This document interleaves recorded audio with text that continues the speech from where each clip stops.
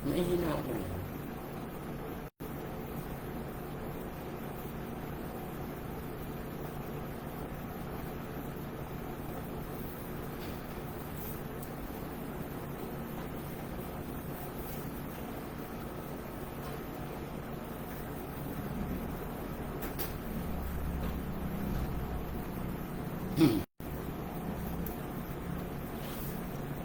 Hallelujah. Tayo po muna ay maghihintay ng viewer. Meron na po tayo isang viewer. Magandang gabi po kung sa nanonood. Simula po tayo ng 8 habang naghihintay po tayo ng viewer. Doon po sa mga nakapanood nung pong last Wednesday, maraming salamat.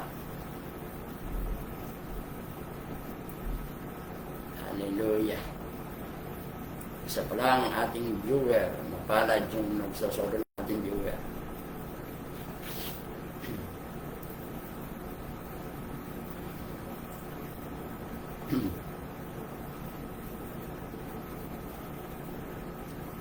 Magandang gabi kay Sister Oda. Nanonood siya.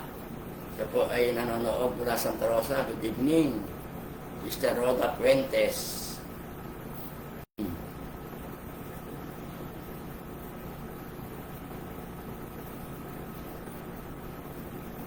Dalawa na, nagdagan. Praise the Lord.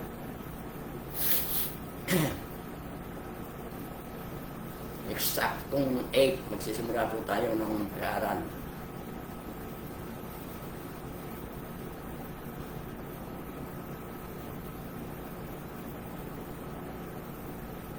Yun, nagdagan po. Okay. Nabati po natin yung mga kapatiran. Good evening, Oda Fuentes.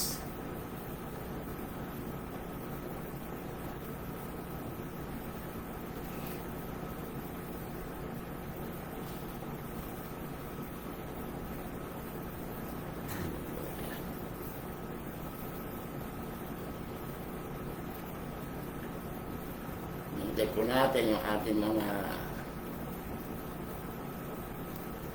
churchmate, mga kaibigan. Kung manonood po ng live, mas maganda po kasing panoodin yung live.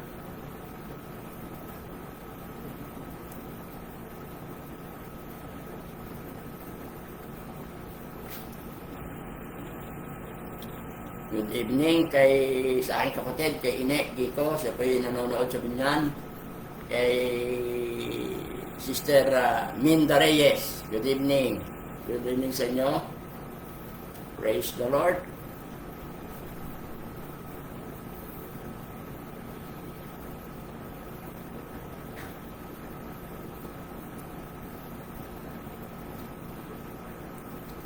Good evening sa mga nanonood.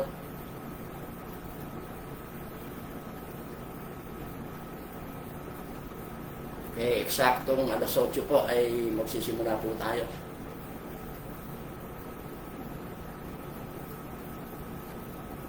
Hallelujah.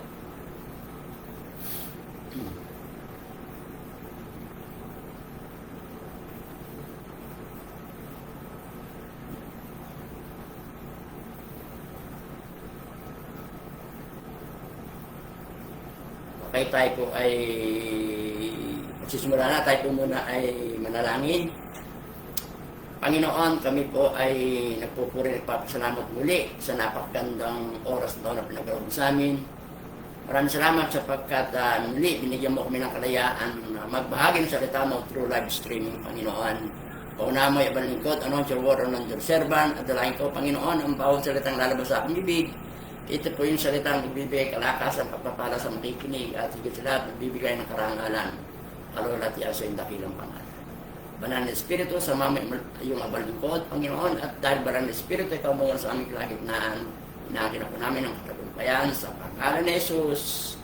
Amen, amen. Hallelujah. Good evening, Sister Karen. Nanonood din, Sister Karen. So, gusto ko pong basahin ang sinasabi ng salita po ng Panginoon. Marcos, babasahin ko po sa Tagalog, Mark chapter 4, beginning verse 35. Babasahin ko po sa Tagalog para mas maunawaan po natin. Ito po yung sinasabi. Kinagabihay, sinabi ni Jesus sa mga alagad, tumawid tayo sa ibayo. Kaya't iniwan nila ang mga tao at sumakay sila sa bangkang sinasakyan ni Jesus upang tumawid sa lawa. May iba pang mga bangkang nakisabay sa kanila. Habang naglalayag, inabot sila ng malakas na bagyo, kaya't ang bangkang sinasakyan nila ay inampas ng malalaking alon at ito'y halos mapuno na sa tubig. Si Jesus ay natutulog noon sa may hulihan ng bangka, nakahilig sa isang una. Ginising siya ng mga alagad at sinabi, Guro, balilwala ba sa inyo kung mapahamak kami? Verse 39, bumangon si Jesus at inuutos sa hangin, tigil, at sinabi sa alon, tumahimik ka. Tumigil nga ang hangin at tumahimik ang lawa. Pagkatapos sinabi niya sa mga alagad, bakit kayo natakot? Hanggang ngayon ba'y wala pa rin kayong pananampalataya? Last verse, natakot sila ng labis at namangha. Sabi nila sa isa't isa, anong klaseng tao ito? Pati hangin at lawa ay sumusunod sa inuutos niya. Ang Diyos po ang magpapala ng kanyang banal at makapangyarihang salita na ating pong pag-aaralan sa gabing ito. Good evening kay sa aking kumpare, kay kay paring June Capacete, nanonood po siya, kay Brother June Anchoris, pagpalain po tayo ng Panginoon.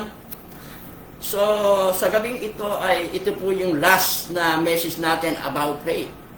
Kung ating po natatandaan, ang mensahe po natin mula nung nagsimula tayo mag-live streaming ay patungkol po sa pananampalataya. Nung po nagsimula tayo, June 11, ang ating pong topic ay how to make our faith grow. Paano natin papalaguin ang ating pananampalataya? Noong June 18, ang topic po natin ay faith that can move mountains. Ang pananampalatayang kayang magpalipat ng bundok.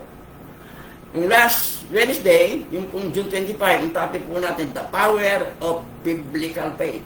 Good evening kay Treva de la Cruz, nanonood po siya. At ngayon pong gabi, ito po yung last topic natin about faith. Sa susunod na Wednesday, iba na po ang topic natin. Ang topic po natin ngayon, the unshakable faith. Ang pananampalatayang hindi natitinag o yung pananampalatayang hindi nayayanig. Ako po ay naniniwala na marami po tayong matututunan patungkol sa unshakable faith habang pinag-aaralan po natin itong pamilyar na passage na ating pong binasa na na-record po sa 3 gospel. Ito po yung record ni Matthew, inirecord ni Mark, inirecord po ni Luke. Sa gabing ito ay tayo po yung magpo-focus dun sa account ni Mark na binasa po natin. Mark chapter 4 verse 35 and hanggang 41. Ito pong story nito na ating pag-aaralan, ito po ay namumukod tangi.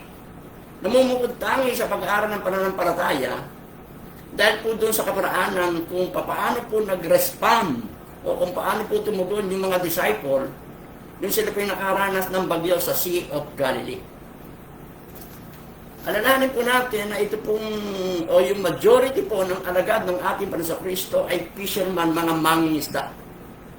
Hindi lamang po mangingisda, kundi seasoned fisherman. Mga bihasa ng mangingisda. At ako po ay naniniwala na ito pong mga alagad ito ay sanay na sa mga bagyo sa dagat. Naniniwala po ako na hindi na po bago sa kanila kung sila may makaranas ng bagyo sa dagat sapagkat natural po sa mga mangingisda ang misang inaabot ng bagyo sa kalagitnaan po ng dagat habang sila po ay nangingisda. Miski po tayo ay magtanong marahil sa mga kakilala natin mangingisda, ayun po ang sasabihin. Ako po ay may kasamang pastor, siya po ay nangingisda din, at siya po mismo sinasabi niya na inaabot sila ng bagyo sa dagat. Sanay na po sila doon. At sabi pa nga po niya, ay minsan mas masarap mangisda pag may bumabagyo sapagkat mas marami kaming nahuli. So ulitin po natin, ako po yung naniniwala na itong mga alagad na ito ng ating Panginoon sanay na sa bagyo sa dagat. Kasi sila po ay seasoned fisherman. At ayon po dun sa mga nakarating na ng Israel, sabi po nila, ang Sea of Galilee ay napapalibutan po ng maraming hills, maraming burol nakapalibot po sa Sea of Galilee. At ayon po sa kanilang sabi po nila, kapag merong malakas na hangin na dumaan sa pagitan ng mga burol, ito ay parang dumadaan sa wind tunnel. At pag nakarating sa dagat, ito po ay namumuo na parang isang ipo-ipo na ito po ay nagsasanhi na malalakas na hangin at malakas na alon sa dagat. At ako po'y naniniwala na bihasa na yung mga alagad dito at ito'y naranasan ng mga alagad sapagkat ganito po talaga ang nangyayari sa Sea of Galilee. Subalit, nung sila po'y muling makaranas ng bagyo sa Sea of Galilee, sila po ay nagpanik. Sila po ay natakot at nakalimutan po nila yung kanilang kaalaman at yung kanilang eksperyensya sa dagat. Para bang sila po ay naging bagito sa bagyo dun sa dagat. Sila po ay natakot, sila po ay nagpanik. Gaano po karami sa atin ang katulad po ng mga alagad?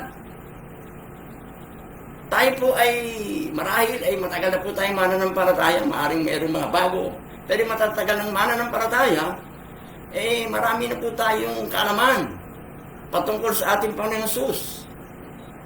Naranasan na po natin yung kanyang kabutihan, naranasan natin yung kanyang kapangyarihan, yung kanyang biyaya, at napakarami na rin po nating naranasan na bagyo ng buhay. Subalit, kapag mayroong panibagong bagyong dumadating, tayo po ay natatakot, tayo po ay nagpapanik, na para bagang bagito pa rin tayo. At minsan yung pananampalataya po natin ay nayayanig halos mabunot yung pundasyon ng ating pananampalataya. Samantalang napakatagal na po nating Kristiyano at marami na tayong bagyong pinagdaanan. Pero pag may panibagong bagyo, katulad ng mga alagad, tayo po ay nagpapanik, tayo po ay natatakot. Sa gabing ito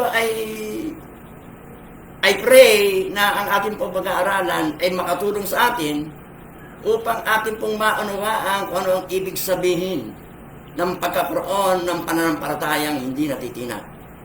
Sa gabing ito ay gusto pong talakayin natin yung tatlong direktiba, 3 directives upang magkaroon po tayo ng unshakable faith. Tatlong direktiba upang tayo po ay magkaroon ng pananampalatayang hindi natitinag.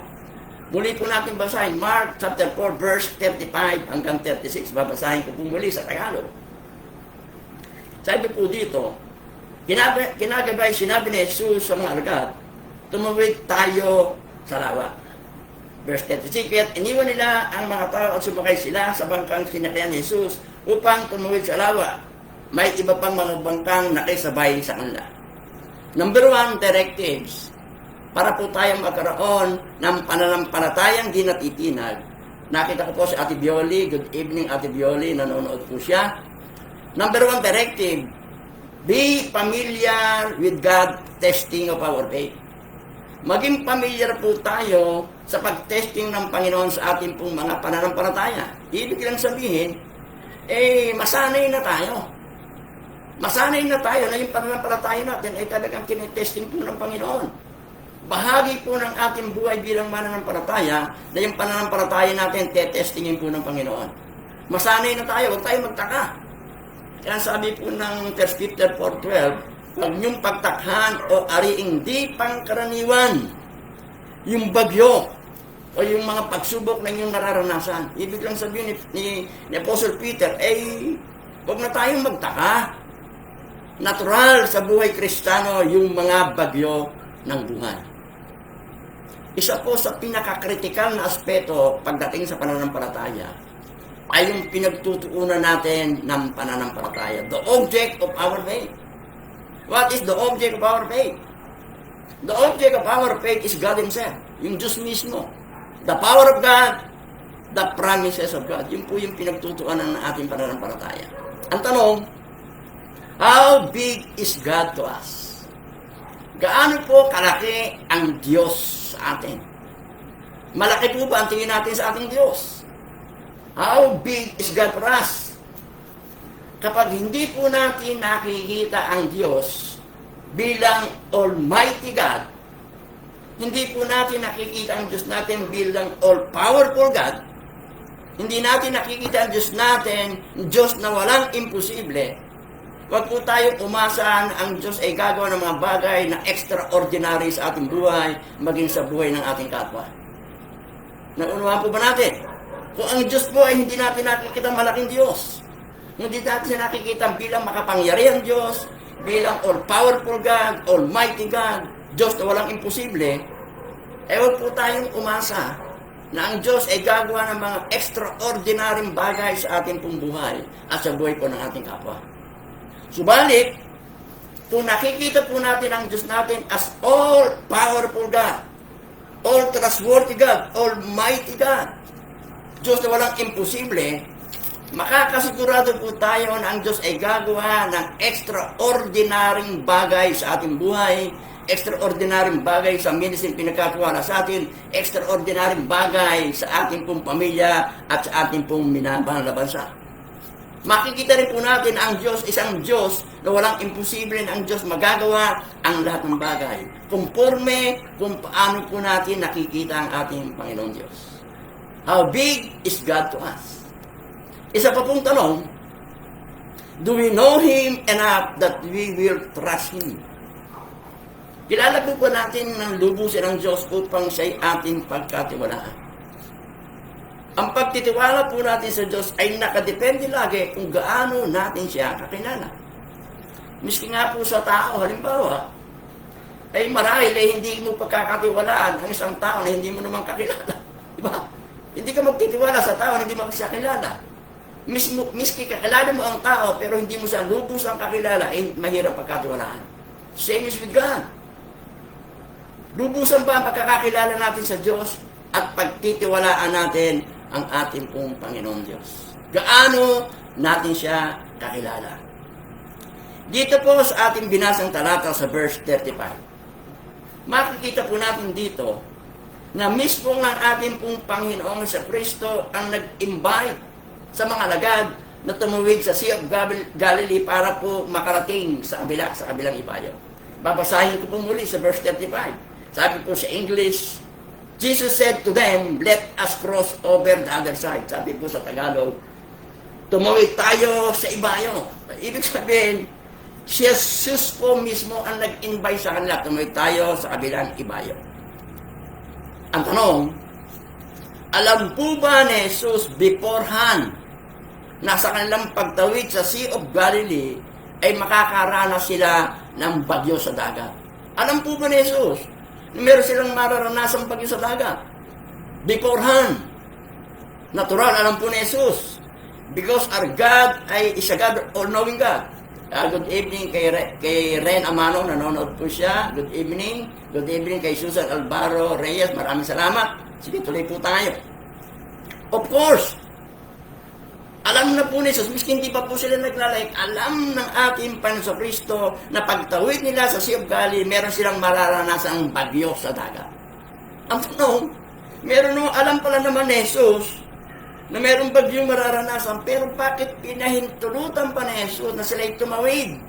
Meron naman palang bagyo silang maranasan, bakit hindi na lang sila bumalik? Bakit po pinahintulutan ng ating Panginoon Jesus? Bakit po? Sapagkat kailangan po ng mga lagad yung bagyo upang makita po ng ating Panginoon Kristo kung gaano nila kakilala ang ating Panginoon. Pinahintulutan po ni Lord na maski alam po niya na meron silang bagyong mararanasan, pinahintulutan niya na tumawid upang malaman po niya mismo kung gaano siya kakilala ng kanyang mga lagad. Same is with us. Pinapahintulutan po ng Panginoon yung bagyo sa ating buhay upang makita ng Panginoon kung gaano natin siya kakilala. Sa kabila po ng bagyo ng buhay, tayo po ba ay maglilingkod pa sa Panginoon? Sa kabila ng bagyo ng buhay, tayo po ba ay magtitiwala pa kay Lord? Sa kabila ng bagyo ng buhay, tayo po ba ay magpupuri pa, sasamba pa sa Kanya? Sa kabila po ng bagyo ng buhay, tayo po ba ay susunod pa sa Kanya?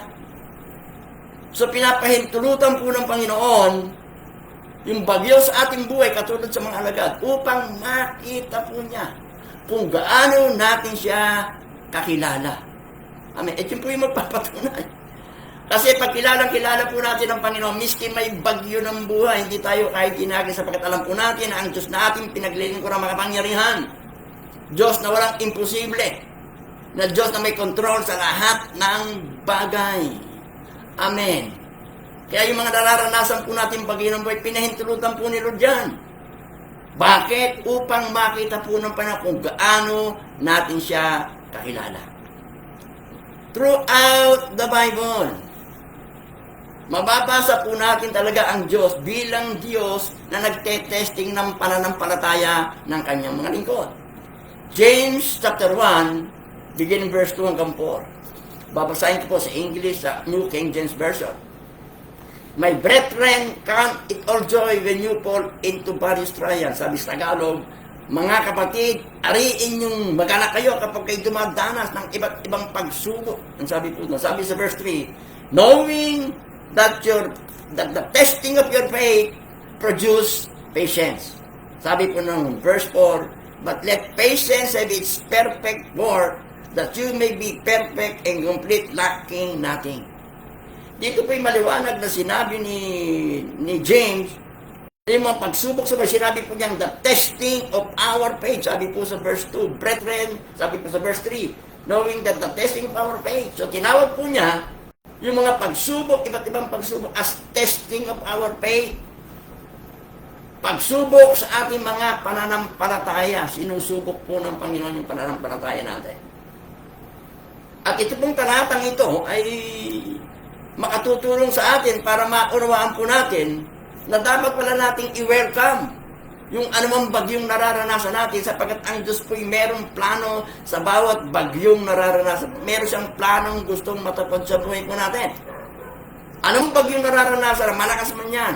Signal number 1, signal number 2. Gaano man kalakas yung bagyo ng buhay na nararanasan po natin. Merong plano si Lord na gustong matapad sa ating buhay. Kaya dapat po natin i-welcome. Ang sabi po nga niya, count it all joy. Ariin mong kagalakan. Merong purpose si Lord sa bawat bagyong nararanasan. Bahagi po yan ng plano ng Lord sa ating buhay. Ano yung plano? It speaks of Christian maturity. Sabi po sa, knowing that the testing of your faith produce patience, but let patience have its perfect work, that you may be perfect, complete, lacking in nothing. So yun po yung ginagamit ni Lord para tayo mag-mature Christian, para lumago sa pananampalataya.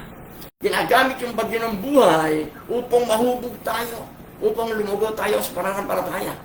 Lalago tayo sa pananampalataya pagdating sa pagsubok ng buhay, kapag napagtagumpayan po natin yung pagsubok ng buhay sa tulong po ng ating Panginoon.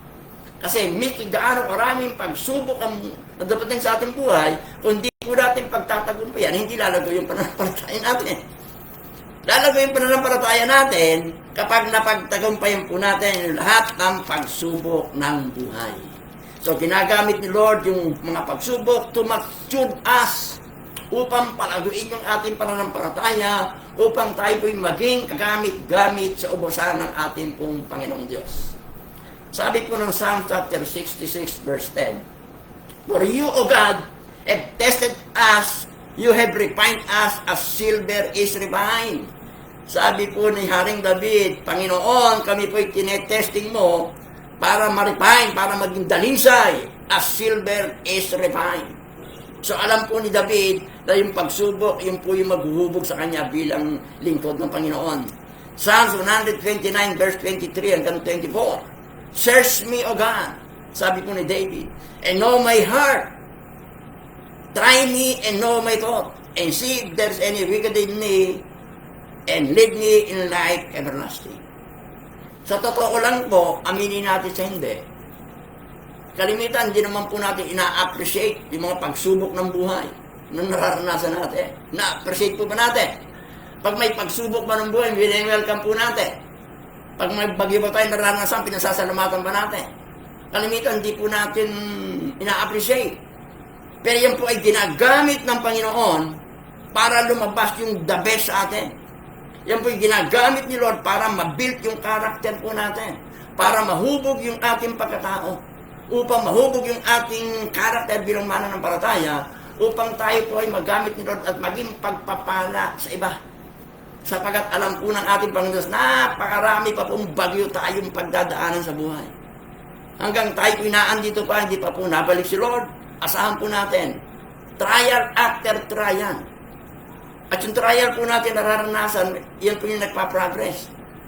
Kumbaga sa grade 1 ka, test na pang grade 1 ang ibibigay sa iyo.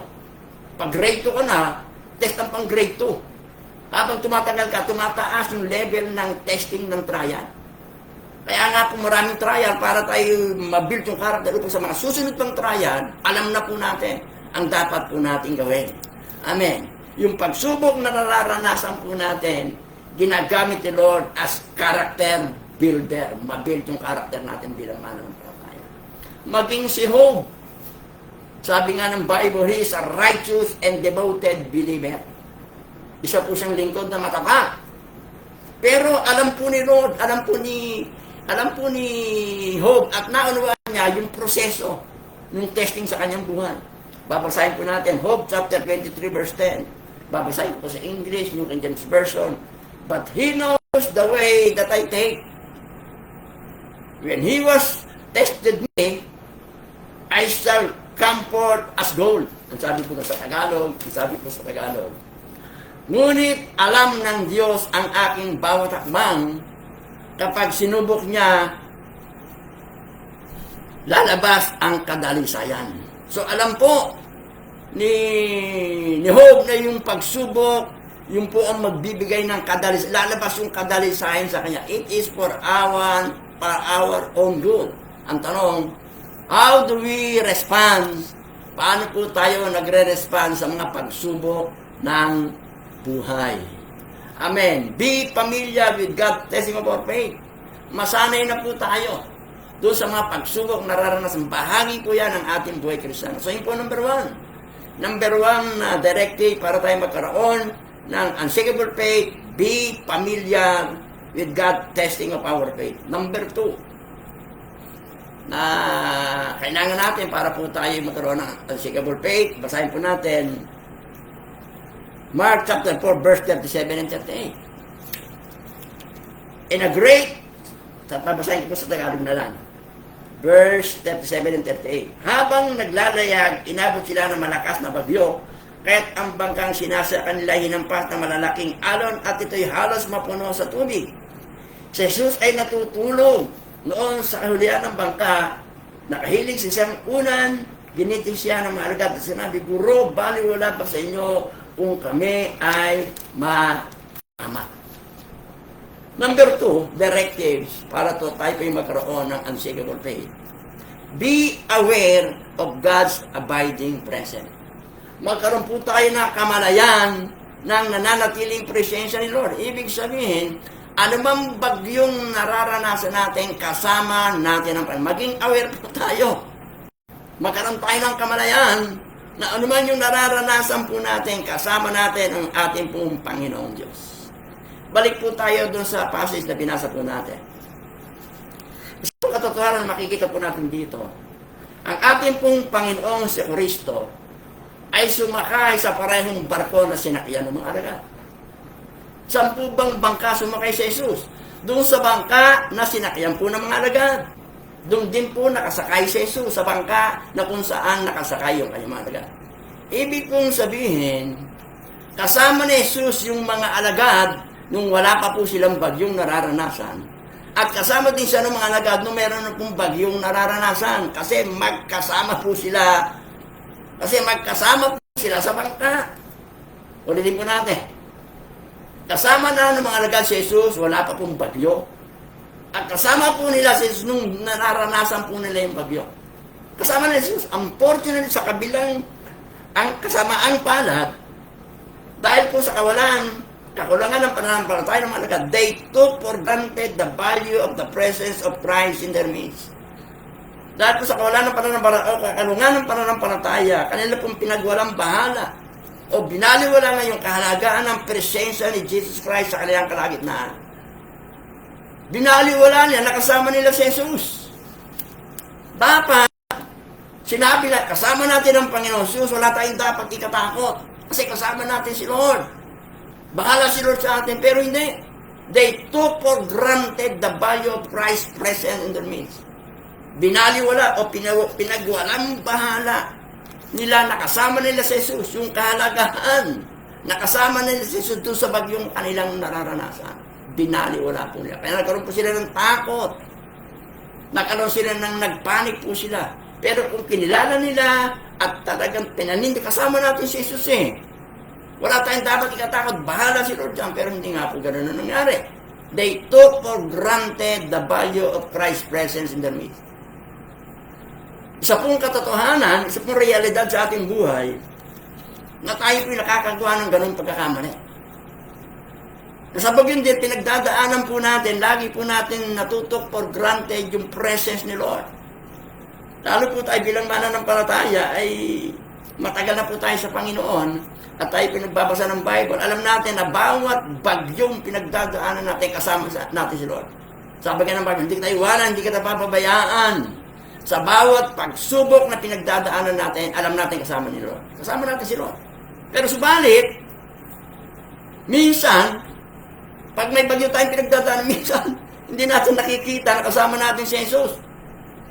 Minsan, we took for granted na kasama natin siya. Kasi bakit? Sapagat doon po tayo nakatutok sa bagyo na ating pinagdadaanan. Sa halip na sabihin natin, Lord, alam ko, kasama kita. Gaan man karakas ang bagyo, alam ko, Panginoon, hindi mo ako papayin, hindi mo ako iwanan. Pero ang problema nga, pag may bagyo tayong pinagdadaanan sa halip, nakilalanin natin, nakasama natin ang Panginoon, Diyos na makapangyarihan, Diyos na bumubuhay ng patay, Diyos na walang mahirap, na minsan natitake for granted natin yan. Kaya nagkakaroon tayo ng takot, nagpapanik po tayo, hindi natin alam ang ating gagawin. Amen. Kasama natin si Lord sa lahat ng nararanasan po natin. At ang problema nga, katulad po ng mga ragad, we take for granted the value of presence of Christ in our midst. Yung kahalagahan. Pag alam po natin na kasama natin si Kristo sa lahat, talagang hindi ka matatakot. Kasi yung buhay ni Jesus Christ, ibinigay nga sa atin eh. Isinakripisyo ang kanyang nag-iisang buhay sa krus ng Kalbar para sa atin. Pagkatapos, pagdating ng bagyo ng buhay, iwanan tayo. Pagdating ng bagyo ng buhay, pababayaan tayo. Wala pang katotohanan yan. Eh, yung buhay nga eh, ibinigay eh. Tapos pagdating ng bagyo, iwanan tayo sa ere. O hindi po ganoon. Kaya nga po ang problema, eh tayo may problema. Hindi tayo iniiwanan eh. Lahat ng bagyong pinagdaanan kasama natin. Ang problema, hindi natin kinikilala na kasama natin si Jesus. Kaya ang problema, nagkakaroon tayong takot, nagkakaroon po tayo ng panik. Nagpapanik po tayo. Throughout the Bible, yung pong presence ni Lord ay ipinangako sa kanyang mga lingkod na meron pong kalakip na advantages na pwedeng dalhin sa kanilang buhay. Pinangako po sa Bible yan. Yung kanyang presensya, pinangako niya sa kanyang mga lingkod. At yung advantage na pwedeng dalhin nito sa kanilang mga buhay.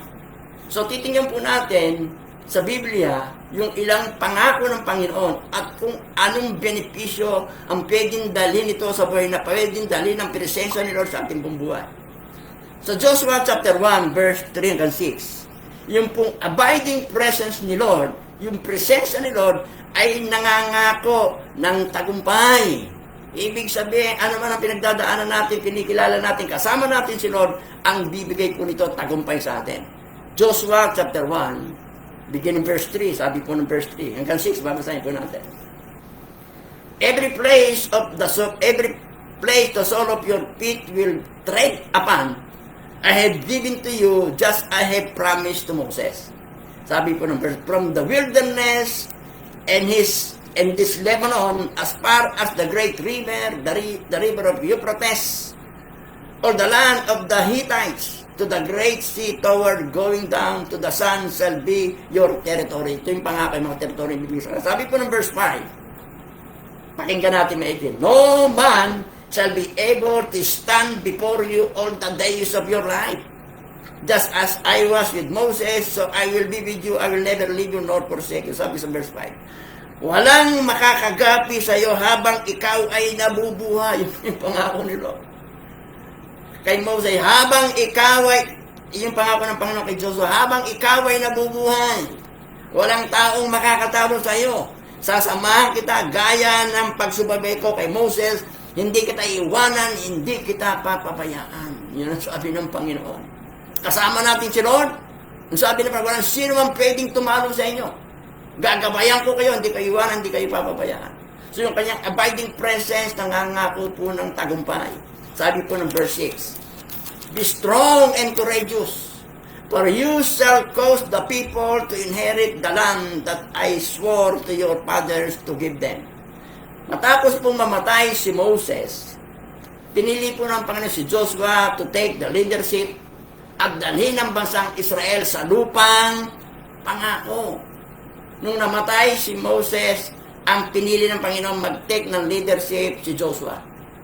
Para ano po ang layon? Para dalhin ang bansang Israel sa lupang ipinangako ng Diyos sa kanila.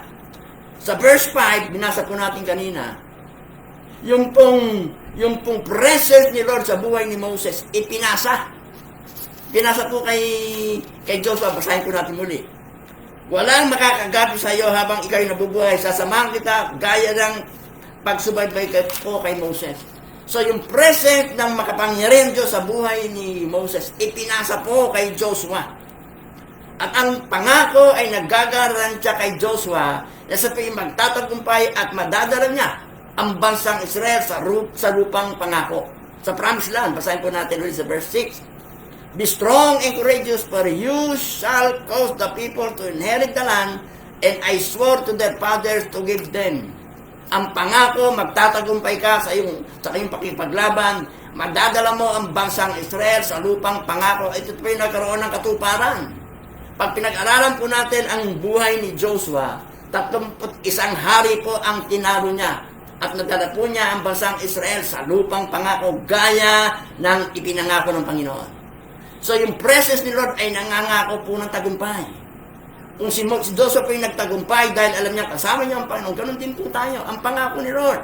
Kilalanin po natin ano mang bagyo pinagdadaanan natin. Kilalanin natin, kasama natin ang Diyos. Kasama natin si Kristo at siguradong mapagtatagumpayan po natin anumang pagsubok na maragaan mang kalakasing bagyo. Basta kinikilala natin, kasama natin si Lord, pagtatagumpay po natin sa pagtimpoy pangako ng Panginoon. Another pangako, yung pong abiding presence ni Lord ay nangangako po ng safety in times of trouble. Iingatan tayo ng Panginoon sa anumang kaguluhang ating maranasan. Kung kikilala na natin na kasama natin si Lord. Psalm chapter 46, verse 1 to 3. God is our refuge and strength, a very present help in trouble. Sabi po ng verse 2, Therefore we will not fear, even though the earth be removed, and though the mountains be carried into the midst of the sea, though its water roar and be troubled, though the mountains shake with its swelling. Sa totoo lang, lahat ng mga trouble o mga pagsubok natin nararanasan ay pwedeng magdala ng takot sa ating buhay. Yan po ang katotohanan. Lalo po yung mga malalakas na bagyo ng buhay, yung matitinding karanasan natin. Minsan, ay hindi lang po minsan talagang kaya. Kaya po magdala ng takot. Conforme kung paano natin tatanggapin. Imagine po natin yung disaster na binanggit po dito sa binasa natin. Pag binasa po natin muli, babasahin po, ito po yung disaster na binanggit. Sa binasa po natin na talatang Psalm 46, sabi po ng verse 2, Therefore we will not fear even though the earth be removed, and though the mountains be carried to the midst of the sea, though its water roar and be troubled, though the mountains shake. Yun po yung natural disaster na binanggit. At ito po yung sapat na, itong mga disaster ito sapat na, para nakawin yung ating kagalakan, nakawin yung ating kapayapaan. Amen. Ngunit, because the Lord is always present in times of every trouble, we have the guarantee that He will have the adequate protection of all time. Sapagkat alam po natin na ang Diyos laging naandyan kasama natin sa lahat ng bagyong nararanasan. Tayo po mayroong garantiya na tayo po protection niya 24 hours, 24/7 protektado po tayo ng Panginoon. Ano mang panganib sa buhay natin, ano mang bagyo ng buhay, ang maranasan po natin, kung alam natin na kasama natin ang Panginoon, yung presensya niya ay kasama natin, iingatan po tayo 24/7. Wala pong pwedeng makagalaw sa atin. He will always be our refuge, our hiding place, and our strength. Hallelujah. So yung pong abiding presence ni Lord ay nangako po ng tagumpay. Yung abiding presence ni Lord ay nangako po ng safety, ng kaligtasan, ng protection. Another, yung kanya pong abiding presence ay nangangako ng kasapatan. Ibig sabihin, anuman pong bagyo ng buhay ang ating naranasan, anuman yung kailangan natin, ipoprovide na sufficiente po yung supply ng Panginoon. Kung ating pong kikilalanin, nakasama natin si Lord sa ating naranasan. Matthew chapter 28, verse 19 to 20. Sabi, ito po yung the Great Commission. Alam na alam po natin ito. Matthew 28, verse 19 to 20. Go therefore and make disciples of all nations, baptizing them in the name of the Father, Son, and Holy Spirit, teaching them to obey all things I have commanded you, and lo, I am with you always, even to the end of days. Ito po yung the Great Commission. Bago po umalis ang Panginoon umakyat sa langit, siya po yung nagbigay ng direktiba sa kanyang maging sa atin, yung po ay utos sa atin. To preach the gospel.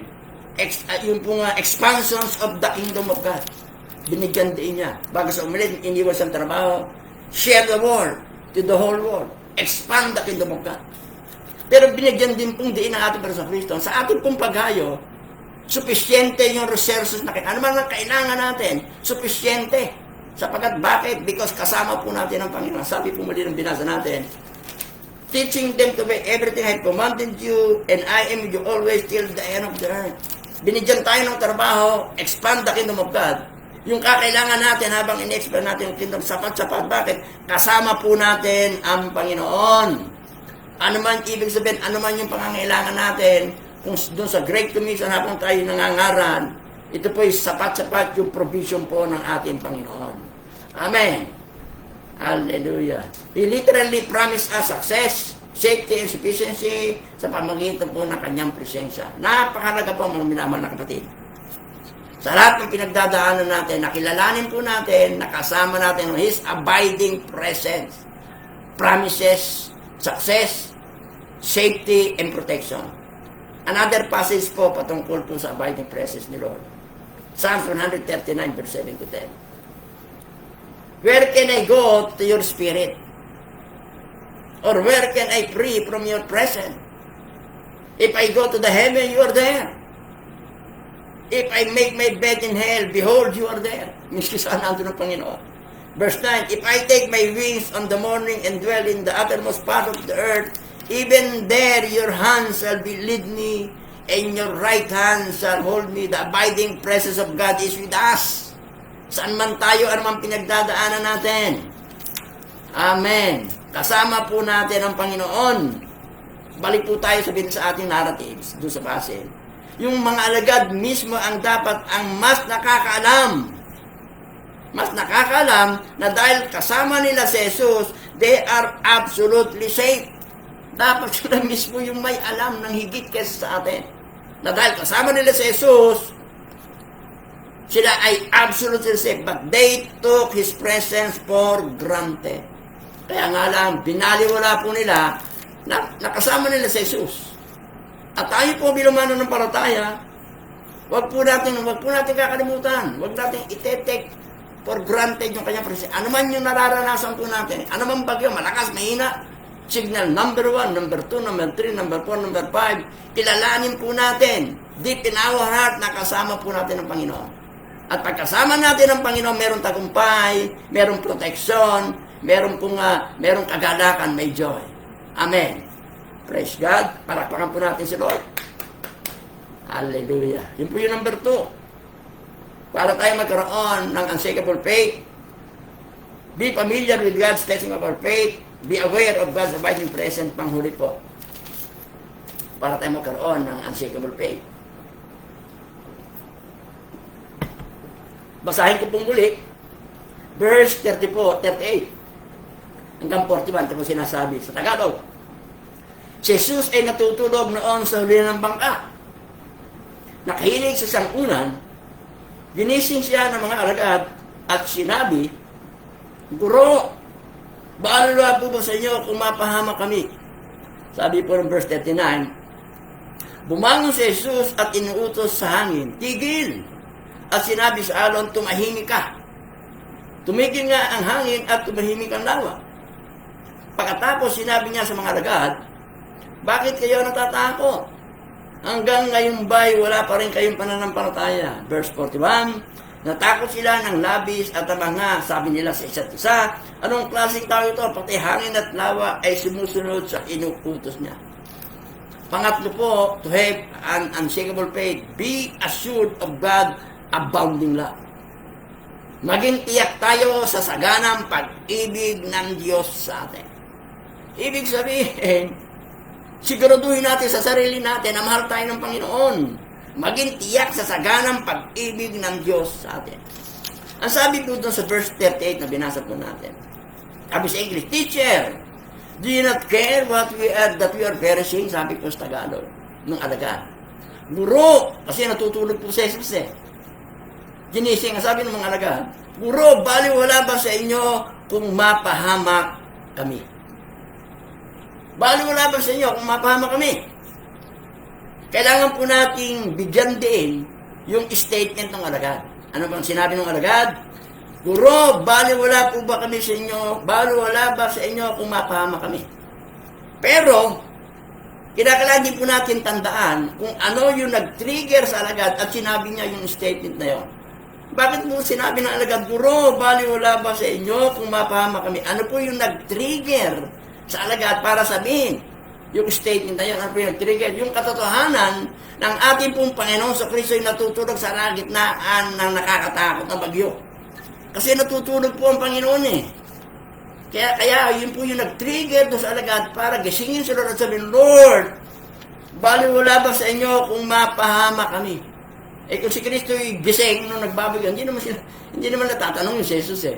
Kaya nga natutulog si Jesus sa kalagitnaan ng malakas na bagyo, yun po yung nag-trigger para sabihin nila, Lord, Guro, baliwala ba sa inyo kung mapahamak kami? Gaano po karaming beses na tayong nagtanong ng gatong uri ng katanungan kapag tayo po'y merong bagyong pinagdadaanan. Lord, bakit po pinapabayaan mo kami? Okay lang po ba sa inyo yung nararanasan namin, Panginoon? Baliwala ba sa inyo na kami mapahamak? Lord, bakit? Diba? Nagtatanong din tayo. Pag may bagyong pinagdadaan, Lord, bakit? Baliwala ba kami? Hindi mo kami pinapansin. Bakit ka natutulog sa pinagdadaanan namin? Okay lang ba sa inyo, Lord, na mapahamak kami? Okay lang ba sa inyo na ganito ang nararanasan namin? Okay ba, Lord? Okay ba, Lord? Bakit? Bakit po? Yung tanong ng mga alagad, tatanungan din natin minsan eh. Kasi minsan nararamdaman natin, parang natutulog yata si Lord. Parang wala yata ang pakialam si Lord sa nararanasan ko. Parang, bakit ganito? Lord, bakit? Bakit? Di ba? Ganun din minsan ang katanungan natin. Ang tanong, bakit po natutulog ang ating Panginoong Sus sa kalagitnaan ng bagyo? Bakit po siya natutulog? Intentional ba yung kanyang ginawa? Sinadyahan ba talaga niya matulog? O talagang inaantok siya kaya nakatulog? Bakit po siya nakatulog? Bakit siya natutulog sa kalagitnaan ng bagyo? Meron pong dalawang posibleng explanation kung bakit si Kristo natutulog sa kalagitnaan ng bagyo. Unang explanation, dahil po ang ating Panginoon Kristo ang nag-design ng bagyo as test of faith. Siya po yung nag-design ng bagyo bilang testing ng ating pananampalataya. Siya po ay willing to wait and see whether or not their reaction will demonstrate faith. Siya po yung natutulog. Dahil siya po yung nag-design ng bagyo bilang testing ng ating pananampalataya. Siya po ay willing na mag-intay at makita kung yung kanyang reaksyon ay magde-demonstrate ng faith o hindi. As far as the disciple is concerned, hindi po nag-demonstrate ng faith kasi natakot po sila. Natakot sila eh. Di ba? Natakot po sila. Hindi nag-demonstrate ng faith. Kaya ang tanong din sa atin, ano yung reaksyon natin?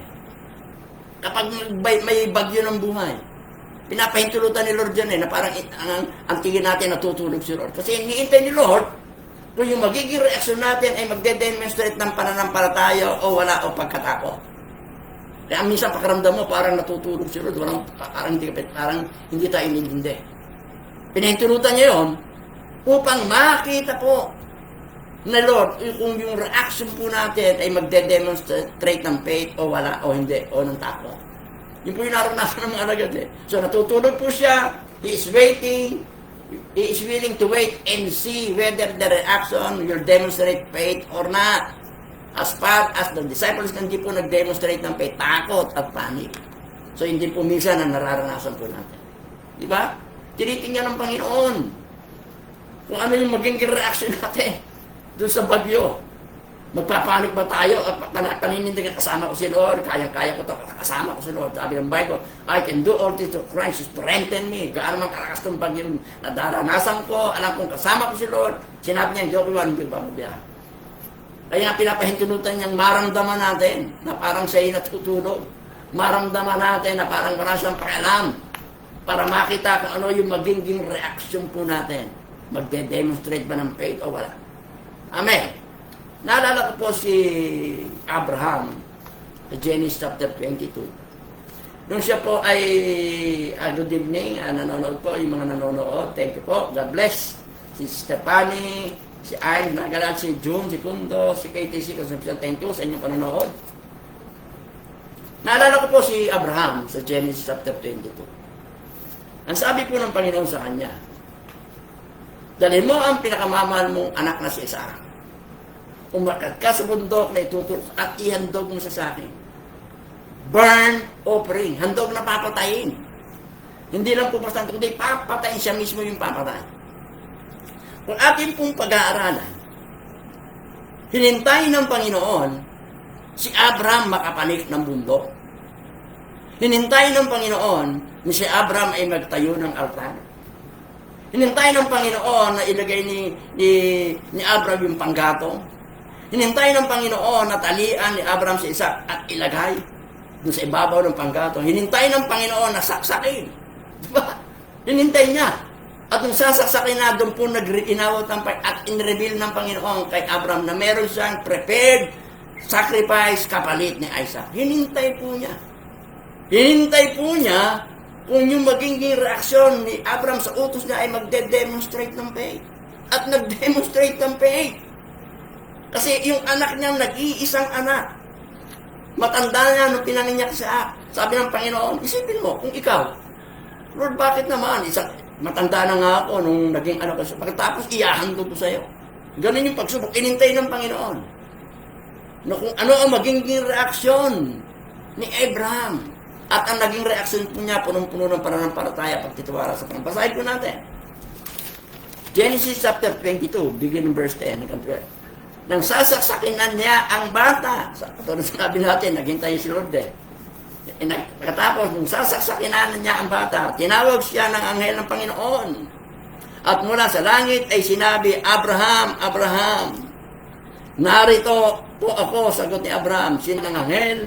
Huwag mong patayin ang bata. Huwag mo siyang saktan. Natiyak ko ngayong handa kang sumunod sa Diyos sapagkat hindi mo pinag-iit sa Kanya ang kaisa-isa mong anak. Hallelujah. Inintay ni Lord para makita ni Lord yung reaction kung magde-demonstrate ng pananampalataya. Ulitin ko natin. May pagkakataon po sa ating buhay sa nararanasan natin, minsan para ba ang pakiramdam natin natutulog ang Panginoon? Ang pakiramdam natin walang pakialam si Lord. Matindi na yung nararanasan natin, ang pakiramdam natin wala tayong kasama. Pakiramdam natin, iniwanan na tayo ng lahat, iniwanan na tayo ng Panginoon. Natutulog si Lord, wala siyang pakialam sa nararanasan ko. Amen. Pero hindi natin alam, ito'y bahagi ng kanyang plano sa ating buhay. To see whether our reaction will demonstrate faith or not. Amen. Bahagi ng plano niya yan. Talagang gusto ni Lord na maramdaman natin minsan na sa nararanasan natin parang natutulog si Lord. Para na walang pakialam ang Panginoon sa akin. Hirap na ako. Parang wala siyang pakialam. Bakit ka natutulog? Bali wala ko siya na ako'y mapama. Yung po'y bahagi ng kanyang plano. Para makita po niya kung yung magiging reaction natin will demonstrate faith or not. Amen. Bahagi ko ng plano niya sa ating pong mga buhay. So, yun po yung isa kung bakit siya natutulog. To see, to wait and see whether our reaction will demonstrate faith or not. Pangalawa, bakit po natutulog si Jesus Christ sa kalagitnaan ng bagyo? Jesus Christ ay natutulog, simply demonstrate, i-demonstrate po niya sa mga alagad, maging sa atin, na posibleng magkaroon ng peace of God sa kalagitnaan ng pagsubok ng buhay. Ulitin po natin, sa kanyang pagtulog, kanya pong pinapakita sa mga alagad, maging sa atin, na posibleng magkaroon ng peace of God sa kalagitnaan ng bagyo. Ipinakikita sa atin, dinedemonstrate sa atin na pwede tayong matulog ng mahimbing sa kalagitnaan ng pagsubok ng buhay, sa kalagitnaan ng bagyo ng buhay.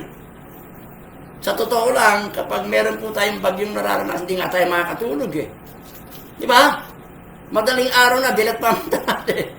Tumitila ako na nga ang manok eh. Gising tayo. Bakit? Sapagkat yung ating puso't isip at atensyon natin nakapokus doon sa bagyo. Kaya hindi tayo makakatulog ng mahimbing. Di ba?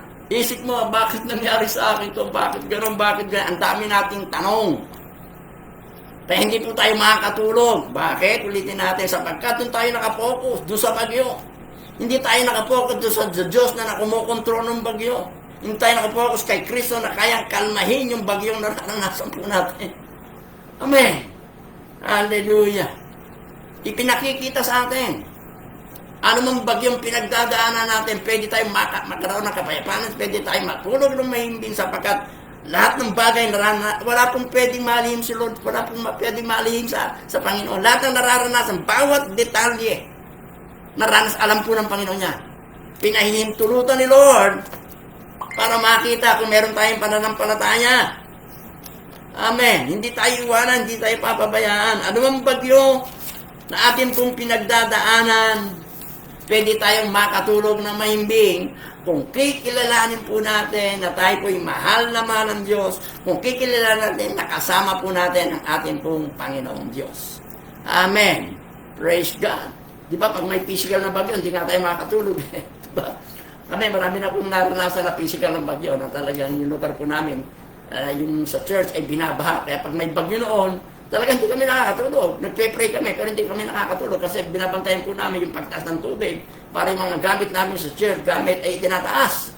Talagang aminin namin siya hindi, nakakaroon ng takot. So umpisa matatakot ka, pero habang tumatagal, ipapaalala ng Panginoon yung kanyang mga pangako. Habang tumataas yung tubig, nagpe-pray kami, umaawit sa Panginoon hanggang humupa yung tubig. Yun po ang problema kasi eh. Pag may bagyo, nagbibigyan takot. Pero pag kilala po natin, alam natin sa ating puso, nakasama natin si Lord, miski anumang bagyo ang ating naranasan, pwede tayong matulog ng mahimbing. Amen. Hindi lamang po ang ating Panginoong Jesus ang nagsabi na posible tayong makatulog sa kalagitnaan ng bagyo. Maging si David. Sinabi po ni David, sa kalagitnaan ng pagsubok, pwede tayong matulog. Basahin ko po. Psalm chapter 6, verse 1 to 6. Sabi ni David, Lord, how many have increased who troubled me? How many are they who rise up against me? Many are they who say to me, there is no help for him in God. But you, Lord, are shield for me, my glory, and the one who lift up my head. Sabi po ng verse 4. I cried to the Lord with my voice, and He heard me from His holy hill. Sabi po ng verse 5. I lay down and slept, and I awake, for the Lord sustained me. I will not be afraid of 10,000 of people who have set themselves against me all around. Dito po sa verse 2, makikita po natin na si David po kumakarap sa napakaraming kalaban. Mga enemies, maraming kaaway, na nagsasabi sa kanya, wala nang tutulong sa'yo, wala nang magliligtas sa'yo. Yun po ang sabi kay David. Pero dahil alam ni David na kasama niya ang Panginoon, kaya sabi niya po sa verse 4, I cried to the Lord with my voice, and He heard me from His holy hill. Sabi ng mga kaaway niya, wala nang magliligtas sa'yo, wala nang tutulong sa'yo. Pero dahil po alam ni David na kasama niya ang Panginoon, sabi niya, I cried to the Lord, and He always answered me. Ang sabi po sa verse 5. Ito po yung pinaka-highlight. David declared, I lay down and slept, I awoke for the Lord sustained me. Sabi sa Tagalog, Ako'y nakatulog at magigising ng buong gabi, si Yahweh ang tumitingin. Miski po may mga kaaway na nagbabanta sa kanya, wala nang tutulong sa iyo, wala nang magliligtas sa iyo, pero si David nakatulog ng mahimbing sapagkat alam po niya na ang Diyos ang nagbabantay sa kanya.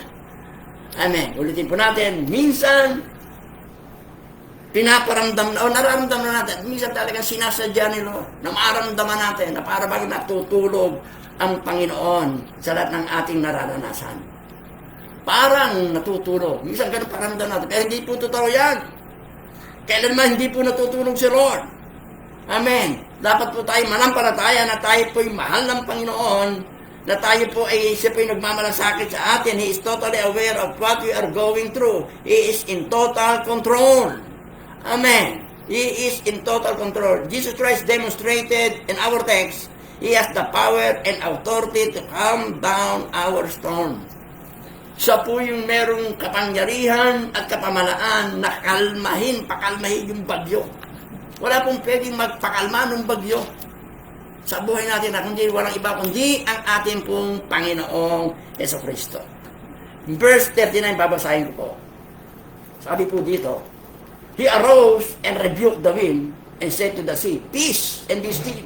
And the wind ceased, and there was a great calm. Sabi po sa Tagalog, bumangon si Jesus at inuutos sa hangin, tigil. At sinabi sa alon, tumahimik ka, tumigil nga ang hangin at tumahimik ang lawa. Ginamit po ng Panginoong Jesus yung bagyo para ipakita sa mga lagat at ipakita sa atin kung ano ang Diyos at kung ano ang magagawa ng Diyos. He has the power and authority to calm down our storm. Ulitin po natin. Ginamit po ng Panginoon yung bagyo upang ipakita sa mga lagat, ipakita sa atin kung ano ang Diyos at kung ano ang magagawa ng Diyos. Ipinakita ni Jesus that He has the power and authority to calm down our storm. Sa po yung may kapangyarihan, sa po yung may kapamalaan na pakalmahin yung bagyong nararanasan po natin. Wala pong pwedeng magpakalma. Walang pwedeng magbigay ng kapayapaan sa ating buhay kapag may bagyo tayo pinagdadaan. Walang iba kundi ang ating panasakit. Ulitin po natin. Jesus Christ showed that He has the power and authority to calm down the storm. Kaya sabi po niya, bumangon si Jesus at inuutos sa hangin, tigil, at sinabi sa alon, tumahimik ka. Tumahimik ang hangin at tumahimik ang lawa. Inutusan yung hangin. Yung alon tumigil. He has the power and authority to calm down our storm. Gaano mang katindi yung bagyo natin na nasa. Walang may kapangyarihan magpahinto ng bagyo na atin pong nararanasan. Amen. Bilang mananampalataya ay marami pa tayong bagyong mararanasan. Habang tayo po inaandito pa sa lupa, hindi pa dumadating sa Panginoon, marami pang bagyo. At ang pinag-usapan nandito ito, pananampalataya. Pananampalatayang hindi kayang tinagin. Kaya sa gabing ito ay kina-challenge ko yung bag sa atin, suriin po natin, examinin po natin yung ating pananampalataya. What kind of faith, ano pong klase ng pananampalataya meron tayo? Ang pananampalataya po natin hindi natitinag. Pero isang bagay lang po ang gusto kong sabihin, gusto kong iwanan para sigurado magkaroon po tayo ng unshakable faith. Kapag tayo po'y naniniwala ng bukal sa ating puso that our God is truly powerful, truly almighty, trustworthy, reliable, Diyos na ang paniwala natin, walang imposible, then our faith will be unshakable. Ganun naman po kasimple. Pag naniniwala tayo ng Diyos natin makapangyarihan, Diyos natin walang imposible, Diyos natin walang mahirap, mapagkakatiwalaan, reliable, yung pananampalataya natin will be unshakable sapagkat alam mo na ang Diyos ang bahala anumang bagyo nararanasan po natin. Unshakable faith simply means never wavering or falters in our most basic belief about God. He is all-powerful, paniwalaan po natin yan. He is all-knowing. He is trustworthy. He is reliable. He is faithful. He loves us more than ever. Hallelujah. Ang sabi po ni Smith Wigglesworth, I am not moved by what I see. I am not moved by what I feel. I am moved only by what I believe. I believe and trust Jesus Christ as the one who comes our stone. Ako po'y nagtitiwala at nananampalataya kay Kristo na siya pong nagpapakalma ng ating pong bagyong nararanasan. Sabi niya, I am not moved but what I see. I am not moved but I am moved only but what I believe. Tayo po'y naniniwala, nananampalataya kay Kristo, anumang bagyong nararanasan po natin. Yung pananampalataya natin hindi matitinag. Kung tayo po'y maniniwala, nakasama natin ng Panginoon, na tayo naniniwala, talagang tinetesting ni Lord yung ating pananampalataya. Tayo naniniwala na ang Diyos po ay makapangyarihan, Diyos po ay tapat, hindi niya tayo iwanan, hindi niya tayo pabayaan. The unshakable faith. Marami pong salamat. At thank you po sa lahat po ng mga nanonood. Kay Gilbert Reyes nanonood, maraming salamat. Kay Peter Jr. Maribel, maraming salamat. Thank you po sa lahat ng nanonood. At ito po yung last topic natin about faith. Sa susunod na Wednesday, iba na po yung topic na. Pero series pa rin po. Masarap po kasi pag-aralan yung series. So, sa susunod na Wednesday, series pa panibagong topic. Marami pong salamat sa inyong panonood. Pagpalay po tayo natin. Panginoon tayo po yung manalangin. Maraming salamat. Pinupuri ka namin. Pinasasalamatan ka namin. Maraming salamat sa amin po sa 4 na Wednesday about faith. Maraming salamat. Maraming salamat sa lahat ng bagyong nararanasan namin, Panginoon. Lord, ang bagyo ginagamit mo para ipakita sa amin kung ano ka at kung ano kaya mong gawin. Pinakita mo, Panginoon, that you have the power and authority na pakalmahin yung bagyo na amin naranasan. Anumang bagyo na amin naranasan, wala kami dapat ikatakot. Sapat kasama ka namin, ikaw nagsabi, hindi ka namin iwanan, hindi mo kami iwanan, hindi mo kami papabayaan. You are in control, Panginoon. Maraming salamat. Pinupurang namin at maraming salamat sa lahat po nanonood ng live, yung manonood ng replay, pagpalay mo po, maraming salamat, pagpalay mo ang bawat sa amin sa pangalan ng Ama, Anak, ng Espiritu Santo. Amen, Amen. Marami pong salamat at pagpalay po tayo lahat ng ating Panginoon Diyos. Ana,